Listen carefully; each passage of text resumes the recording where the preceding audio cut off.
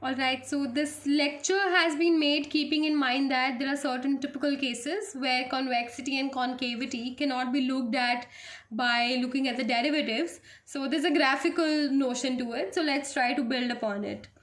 So far, convexity and concavity has been defined only for functions that are twice differentiable. Because you said that if second order derivative is positive, you have a convex function, and if it's negative, you have a concave function. But what if your function is not differentiable to the second degree? Now let's study how an alternative characterization of convexity and concavity suggests a more general definition that is valid even for functions that are not differentiable. Function f is called concave if the line segment joining any two points on the graph is never above the graph. That means you look at this concave function, you take any 2 points on the function and you try to join the line.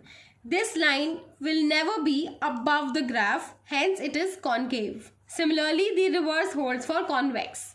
You join any 2 points on the graph, the line should not be below the graph. So your function is convex. So I've written also convex, line never below the graph, concave, line never above the graph. Now to give you a good remembrance of this concavity definition, concavity convexity definition, I take the example of simple indifference curve. You look at the indifference curve, you have good x here and good y here. Then you draw any particular line joining any 2 points on this particular indifference curve. What you see is that this line does not lie below the graph. When this is never below the graph, you have a convex case, which is why you are bound to say that indifference curves are convex to the origin. So that was just one way to give you a good idea how to look at convexity and concavity from the graphical lens. Now let's build upon it mathematically. Consider this diagram. Dependent variable, or the variable on the y-axis is y. You have an x variable here. Y is a function of x, which is this being depicted. Y is equal to function of x. And then I take any 2 points on this particular function, a and b. Their functional forms will become f of a and f of b. So I have this coordinates a comma fa. This is b comma fb. And then there's a number, or there's a scalar lambda belonging to 0 and 1. It has the range between 0 and 1. You multiply a by 1 minus lambda and b by lambda. In a way, you divide lambda between a and b, and then you multiply both of them such that this is a linear combination of both. So this linear combination of both is an x coordinate. This will have a functional form also. So there's a functional form of this particular x coordinate which will lie on the graph. Now for this function to be concave, what is important, that this functional value of this linear combination should be above the linear combination of these two functional values. What I'm trying to say, this distance should be greater than this distance. I highlight again, this distance should be greater than this distance. Now how do I measure this distance? This is the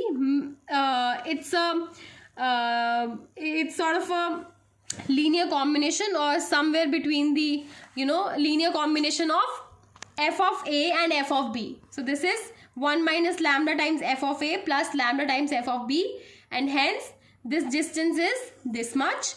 However, this distance is functional value of 1 minus lambda a plus lambda b. Fine. So I clearly know that for my function to be concave, this functional value should be exceeding this value. Fine. So writing this in mathematical form, function f is concave in the interval I if for all a, b in that particular interval and for all lambda belonging to 0 and 1, f of 1 minus lambda a plus lambda b, which is this point, should be greater than equal to 1 minus lambda f of a plus lambda f of b, which is this point. Hence, we can say that curve lies above linear combination of any 2 points on the curve.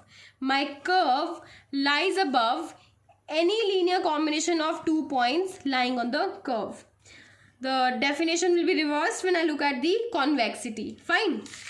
So a question on it. You can have a look at it, although the convexity definition, f of 1 minus lambda a plus lambda b less than equal to 1 minus lambda f of a plus lambda f of b. So let's do a question. Oh, a note is there in the aforementioned definition. If the inequality is strict for a not equal to b, then function is strictly concave or convex. Question, prove that fx is equal to mod x is convex in minus infinity to infinity. How does your modulus function looks like? This. And we know that this is a convex function because you join any 2 points, this will never lie below the graph. So in other words, I have to prove this rule. For proving this rule, can I say that difference of this minus this should be less than equal to 0? Fine. So I'll plug in what I need to prove is f of 1 minus lambda a plus lambda b is less than equal to 1 minus lambda f of a plus lambda b. If I take it here, I'm trying to say the difference between the two is less than equal to 0. Simply substitute all of these in the functional form. F of 1 minus lambda a plus lambda b becomes, I need to substitute this as x in modulus of x. So I'll have modulus of this term 1 minus lambda a plus lambda b minus 1 minus lambda is 1 minus lambda only. F of a will become mod of a minus lambda into f of b will become mod of b less than equal to 0. Now there's a property mod of xy is equal to mod of x into mod of y, and mod of x plus y is less than equal to mod of x plus mod of y. So that means 1 minus lambda into a plus lambda into b will become separate moduluses step 1, and also this is going to be less than equal to these elements going by this property. And also if you have a modulus on both of these, that will become modulus of a 1 minus lambda into modulus of a. 1 minus lambda is a scalar, so doesn't matter. So this will be taken as 1 minus lambda into modulus of a plus lambda into modulus of b minus this entire term. If you notice, this and this get cancelled out, and so do these. So I have a 0.